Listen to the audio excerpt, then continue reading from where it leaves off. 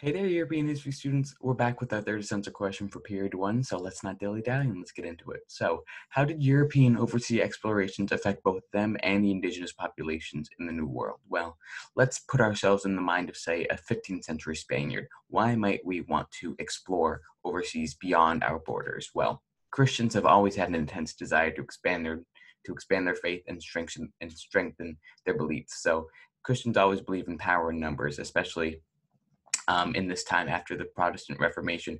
The Catholic Church is trying to bring a little bit of a revival back to the church, and Catholic nations would find themselves leading this major charge of explorations. And we see Spain and Portugal really taking charge in the first half of this overseas exploration.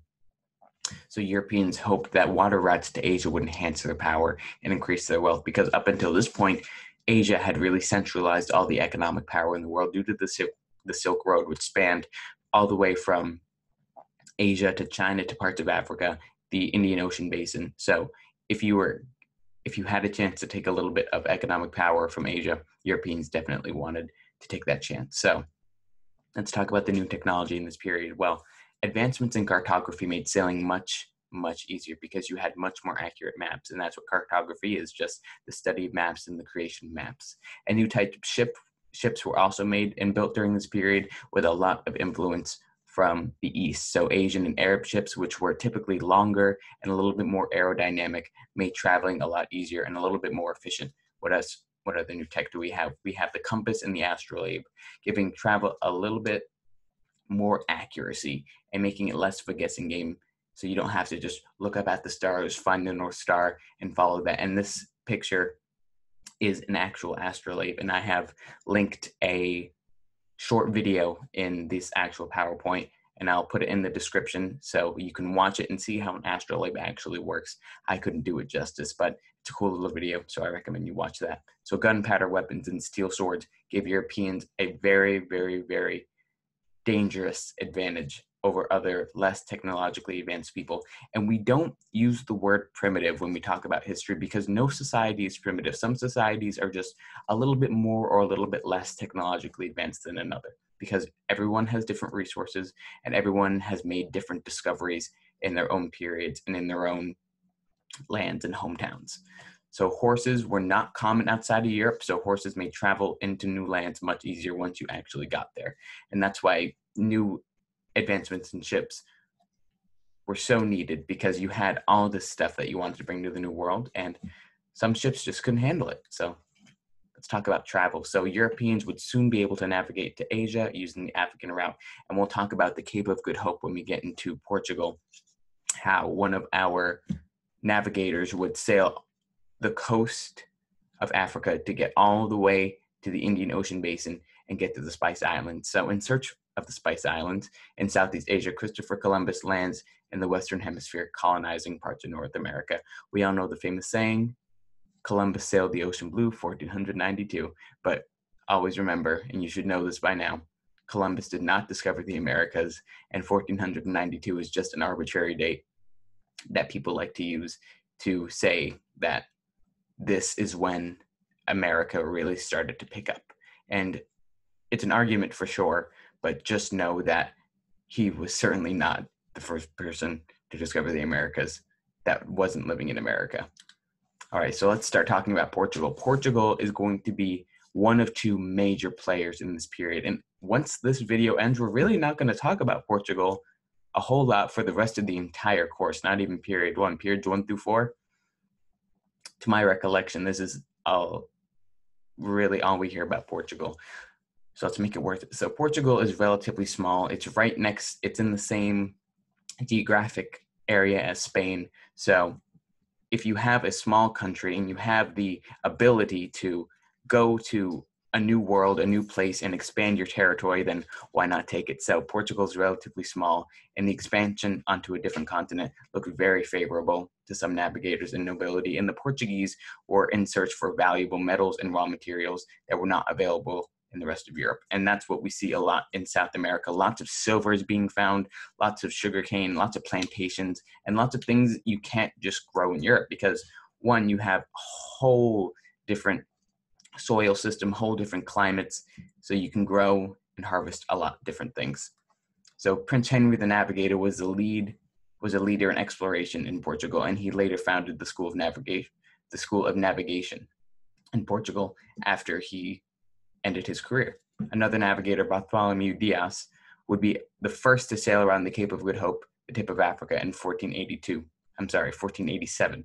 And this is the Cape of Good Hope we talked about. So sailing all around Africa. The Cape of Good Hope, I believe, is around South Africa. So that southern tip, going back up past the Middle East and landing somewhere in Asia, or going past that and landing in the Spice Islands. And in 1498, Vasco da Gama reached the coast of India. So Portugal, again, the Portuguese went to Africa in search for gold. And when the Portuguese reached Africa, they made an agreement with leaders on the coast. So leaders on both sides would capture, so say we're Portuguese, we went to Africa, we would capture some hostages, and then the Africans would capture some of our Portuguese hostages, and leaders would negotiate on what terms they would release the hostages, and hostages on both sides would be released. And in turn, I think the Africans also gave the Portuguese some gold and ivory. So a nice little mutual beneficial relationship. Nothing bad, nothing good, but you mutually gain a little bit. So trade of gold, ivory, and slaves grew in the Ivory Coast of Africa, the Gold Coast as it might be called, which is that western tip, very close to Portugal and Asia, and also somewhat close to the New World, aka North and South America. So high profits were made by Portuguese people because they had such an abundance of access to gold, ivory, and all these brand new materials that really were not seen in Europe before this time. And when in Asia, the navigator stopped in Indonesia and made some temporary colonies and took some native spices and I believe a couple native slaves. But other than that, the Portuguese really were not in Asia other than to go to the Spice Islands and come back and sell their riches. Portugal, again, I believe this is our last slide about Portugal. Portugal would establish a very large colony in what we now know as Brazil, which is why people in Brazil speak Portuguese. And we have many large plantations growing cash crops like sugarcane and tobacco. Slave labor was used throughout the Americas, with Brazil being no exception, and both natives and Africans were used as slaves by the Portuguese. So let's talk about the Treaty of Tordesillas. So the Treaty of Tordesillas was signed by Spain and Portuguese nobility in 1494 and established separate spheres for Portugal and Spain in the New World. So we see that on the left side, we have Spain. So they have a majority of North America.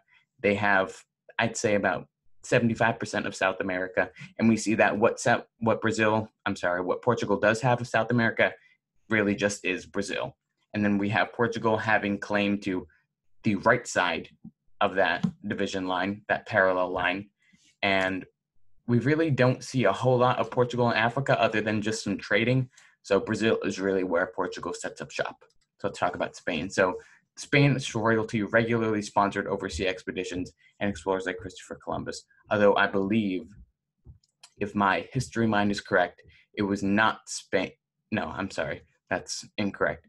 Christopher Columbus was an Italian explorer who was sponsored by Spain. Because of the Treaty of Tordesillas, Spain had ownership of most of Central, North, and South America, giving them a whole lot of power. And that's why we're going to see them dominate this area. Amerigo Vespucci would be the first to refer to the Americas as the New World. And if you didn't know, fun fact, the Americas are named after Amerigo Vespucci, a bit of I believe it's just the female version of America. So, fun fact for you there. So Spanish conquistadors soon began to suppress native people and places in Mexico. So conquistadors were literally just conquerors. That's all they are. The Aztec Empire in southern Mexico would be defeated in a matter of only 2 years. Guns, swords, and horses were able to outmatch the Aztec weaponry. The Spaniards forced Catholicism very heavily upon their native slaves. Silver, gold, fabrics, and agricultural crops were major exports from the Spanish colonies back to Spain. This brought Spain a huge influx of money and gave them a lot of power in the global stage. And we'll get into this in a couple slides, but Spain for the next 50 or 100 years would be the economic power in Spain just because of all their exports that they have brought from their colonies to Spain. And under Francisco Pizarro, the Inca Empire would be defeated. And we see the Inca Empire and what is now the coast of the western coast of South America and what is now modern-day Chile, bleeding into some other countries there. A new Spanish capital would be established in the former Inca Empire, right where we just talked about. So, like I just said, Spain had an influx of goods from the colonies in the New World, setting up the stage for them to become the next world economic power for around the next century. So England only gets one slide because this period is really just them setting up, and we'll get into the revolution next period. So the English made settlements all along the Atlantic coast of North America, and they developed religions all along. They developed religions all stemming from the Anglican religion, which we will get into in essential question number 6, because we did not cover it in essential question number 2. So stay tuned for that. A little bit of an English Reformation, a little bit different than the Protestant one. So the Puritans lived in Massachusetts, the Quakers lived in Pennsylvania, and the Catholics in Maryland. So the new economic system of the world.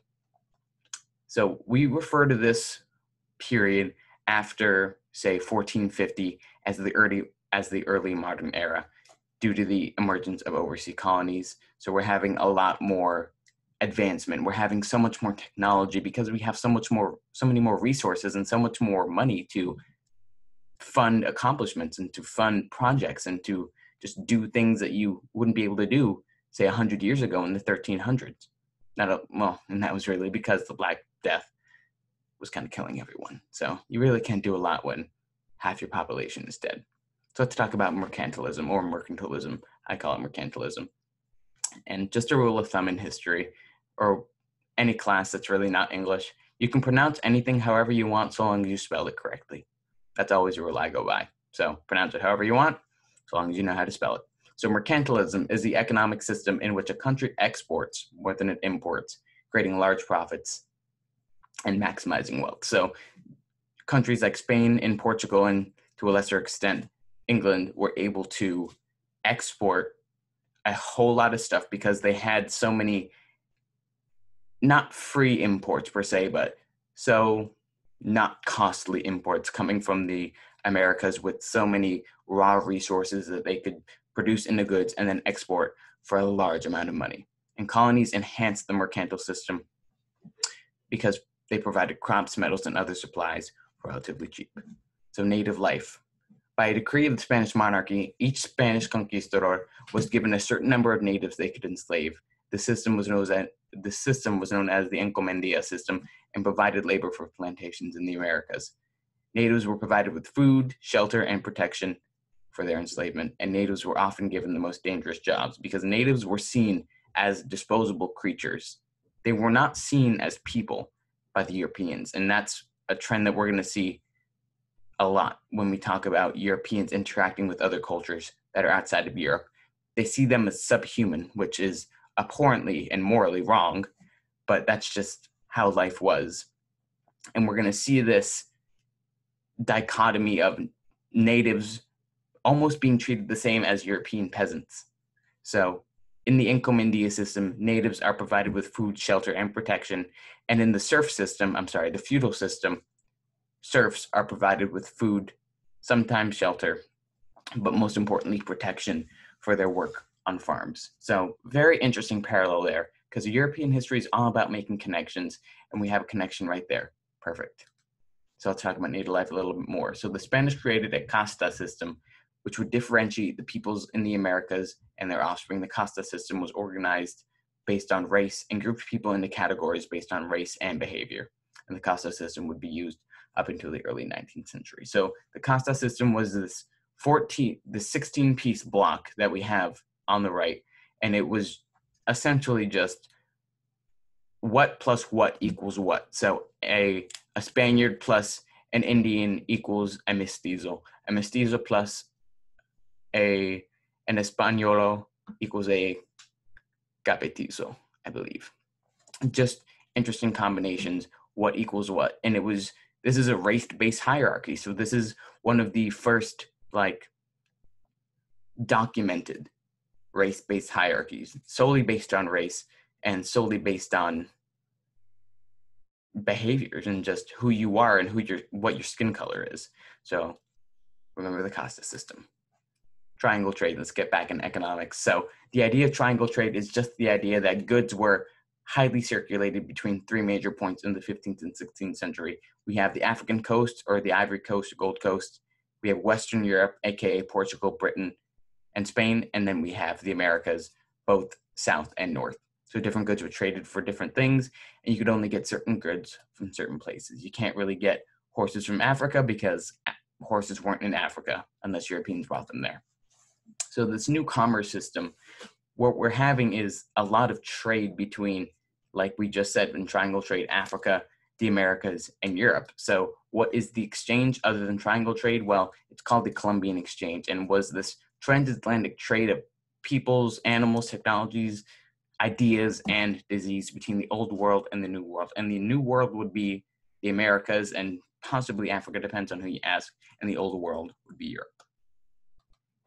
So what went where? So from Europe to Africa / the Americas, Europeans brought horses, pigs, goats, chili peppers, and sugarcane.